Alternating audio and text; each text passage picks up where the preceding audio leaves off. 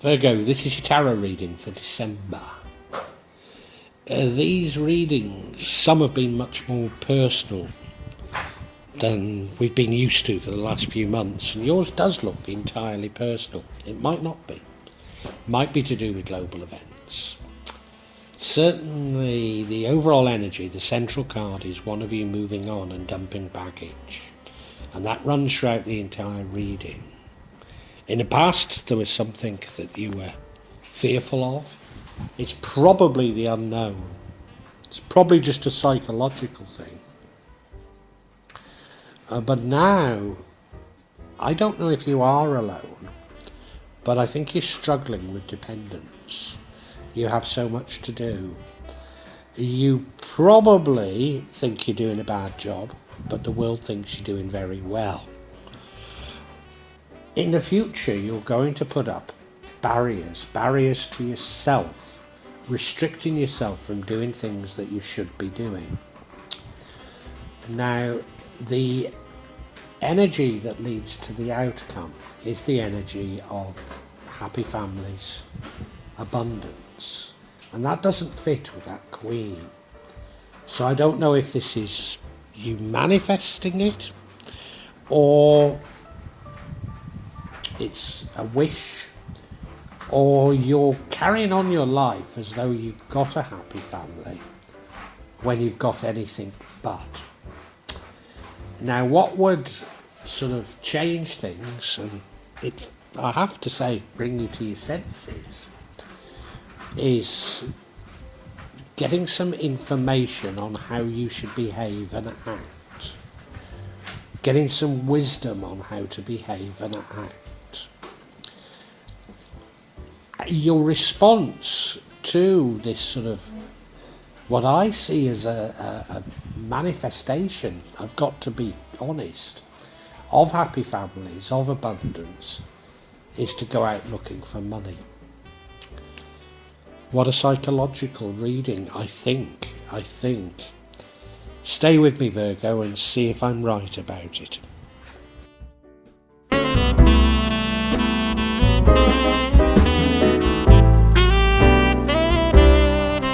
So the overall energy for your reading is this Six of Swords, which is about moving on and dumping baggage. Now this is the overall energy, so it dominates the entire reading. It's undoubtedly something from your past that you need to escape from. There's been, it probably was in August for you, but there was a cycle ending and a new one began. And the benefits or the blessings from the new cycle can't come in while you're still holding on to negativity from the past. Could that be what we should interpret from this? Feels a bit like it. I'm not 100% sure. Not 100% sure. I mean, I know exactly what it means, but how we're getting a narrative from this, I'm not at all clear just yet.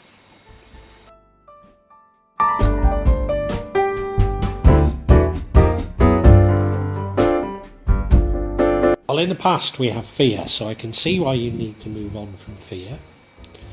It's fear of the unknown. It could be entirely psychological. Could be fear of change even, and there's huge changes been going on. Of course, this is the past. But yeah, you're fearful. You're fearful of something. Fearful of fear itself, probably. But of course, we've all been subjected to so much fear porn over the last 4 years. And it's hardly surprising that people are fearful and acting on fear, and it's the most destructive thing you can do, but that clearly is the purpose of this fear porn. So I hope it's just this fear that you've got to dump.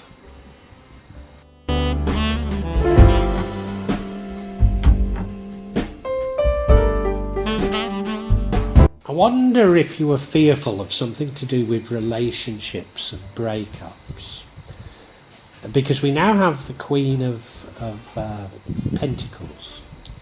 Now I call her the single mother card, and you don't have to be a parent, and you certainly don't have to be female, but that's the sort of energy that you've been left with dependence, maybe, or left with things dependent on you, and you're finding it a bit of a struggle to do everything,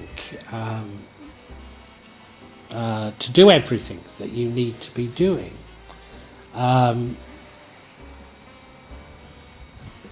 I think other people perhaps think that you're doing fine, but you feel that it's a bit of a struggle. So were you fearful of a relationship ending, or fearful that it might end? You need to dump baggage, don't you? So I think there's quite a complicated relationship here. I don't think it's as simple as a relationship ending. I might be wrong.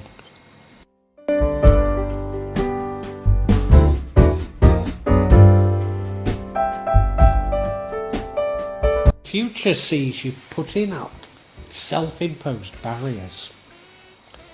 Why are you putting up self-imposed barriers? There's something not right here. There's something not at all right here. There's something wrong with your relationships. It could be simply a relationship, but there's something very wrong with it. There's something I don't get with it. I mean, you look at the card. I mean, admittedly, the tide is going out, so it's the clock is ticking, but it's not urgent. But when the tide comes in, she's in danger. She's tied up, she's blindfolded, she's behind those swords. If she removes the blindfold, she'll see up on that cliff a lovely daiso where she can escape to, and things will be much better. But she's not even aware of that because she's blindfolded to it. All she's aware is putting up her own barriers, putting up her own restrictions, which isn't helping her at all. But she clearly feels she needs to do it. It's clearly influenced by this fear. I suspect very strongly it's related to having to look after dependence and the relationship that involves. But, well, I can see a narrative, but I'm not totally getting it.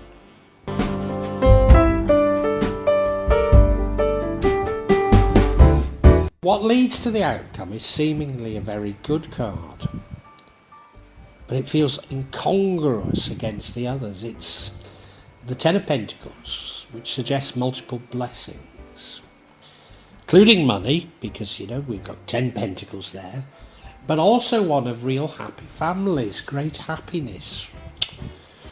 And that doesn't fit with the Queen of Pentacles at all. You see, he's dressed beautifully. He's with his wife there. I can only see one child. But the dogs, the grandfather, they're all dressed absolutely beautifully. They're in a wonderful village. So they've got everything they want. But I can't help but feeling that this is a fantasy or a wish.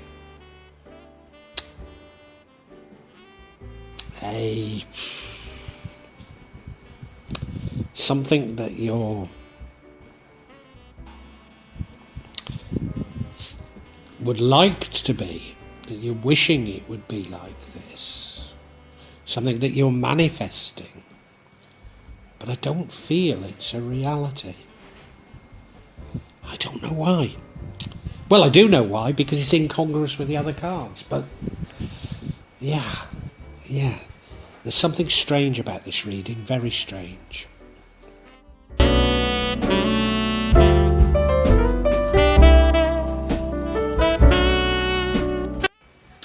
Now we've got the King of Wands, and the King of Wands changes the outcome. I don't necessarily see the outcome as a bad outcome, but the King of Wands changes it. King of Wands is somebody with information, but acts on the information. He's also something of an entrepreneur. So if you became more entrepreneurial, would you not have to go out looking for money, which I assume is what the outcome is telling us? Both seem to be looking for money, don't they? This is perplexing me, it really is. There's so many incongruities here. I mean, I know what the cards mean. I can tell you what they mean, and maybe it means more to you than it does me. But it's just not adding up for me at this moment in time.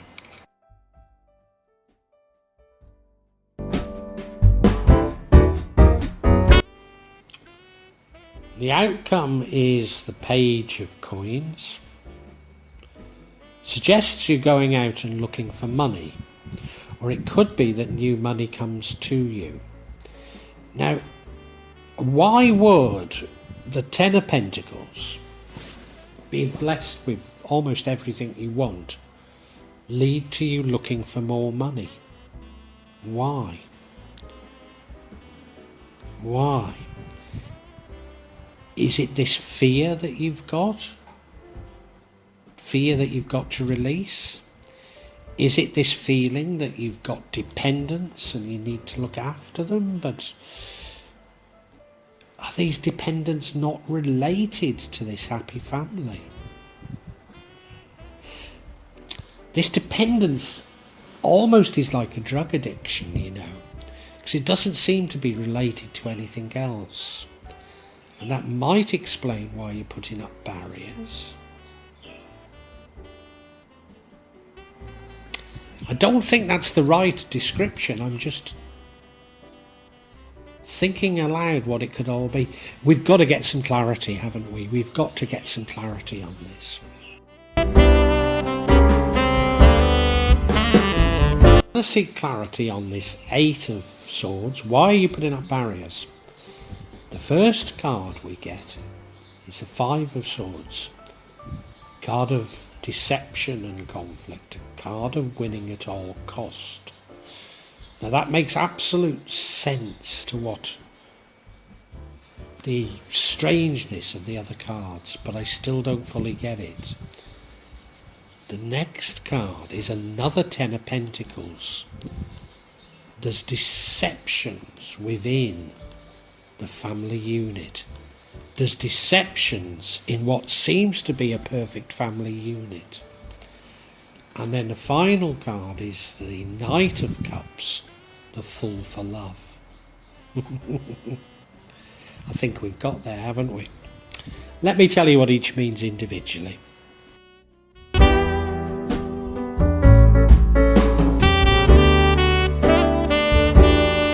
The first card is the Five of Swords. A card of conflict, but a card of deception, a card of winning at all costs. Now, it did fleetingly go past my mind that this dependent you've got is your partner, that your partner is unable to work, you know, is infirm in some way. But no, I think the problem with your partner is they're a deceiver. There is something very wrong with your partner. You're deeply in love with the idea of happy families. And I think you're covering up for your partner and the way he or she behaves towards you. There feels to be something very, very wrong with this relationship. There really does. And you're making out that it's happy families. You've got a public show, but it's anything but. Anything but. Yeah. Sorry.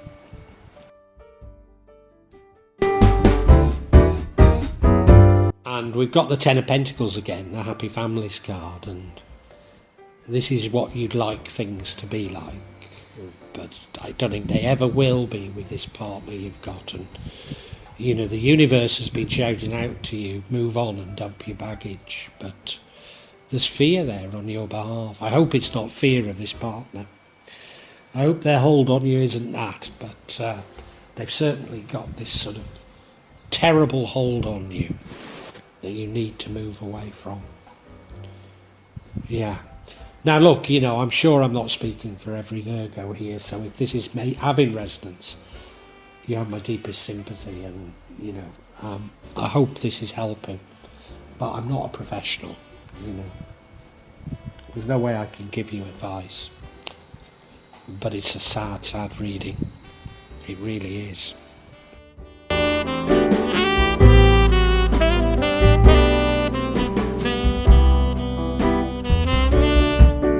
And how did you get into this situation? Well, you're a fool for love.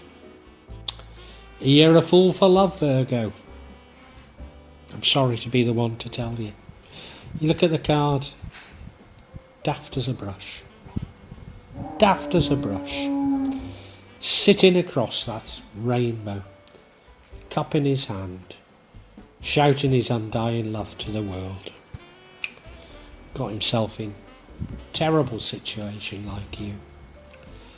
Oh dear. I don't think I've done such a sad reading. I'm nearly in tears over it. And Taurus is a fool for love. It's been going on for 2 years with Taurus, and I don't know what to say to Taurus, but yours has just come out of the blue. Yeah. Well, we can summarise.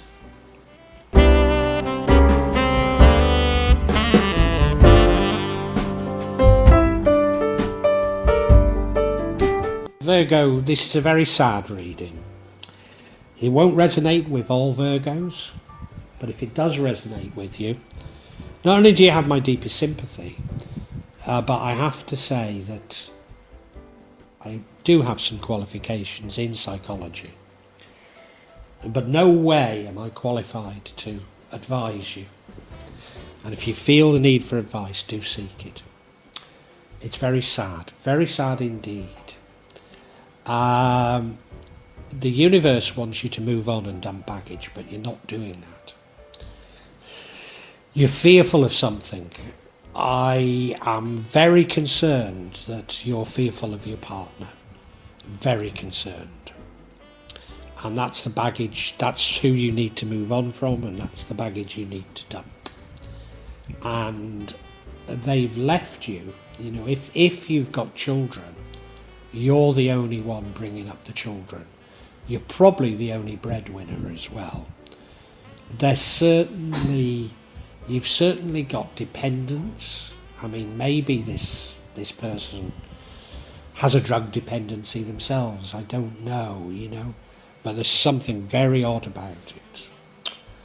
And you like to pretend that it's happy families, but it's clearly a million miles away from that.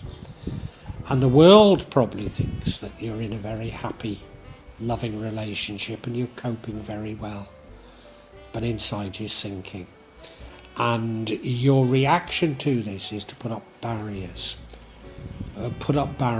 But this person that you're with, I don't know if they care for you or not, but they are attempting to win at all cost, and that doesn't sound like a loving relationship to me. Doesn't sound like it. No, you're a fool for love, and you're being duped. It's so sad, isn't it? Yeah. You just love the idea of happy families, and that's the show you're putting on. But as I say, this is not a happy family situation. You're going to go out and look for money. And, I guess that's because you've got these dependencies. You've got mouths, maybe monkeys to feed, I don't know. I don't know. But you're going out looking for money, and you might find it, but if you were to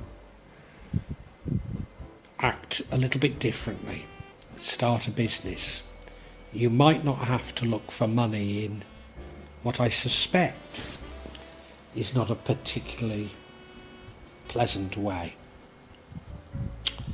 I don't want to say too much more. It's terribly sad. If you do think this does apply to you, not only do you have my deepest sympathy, but you probably do need help.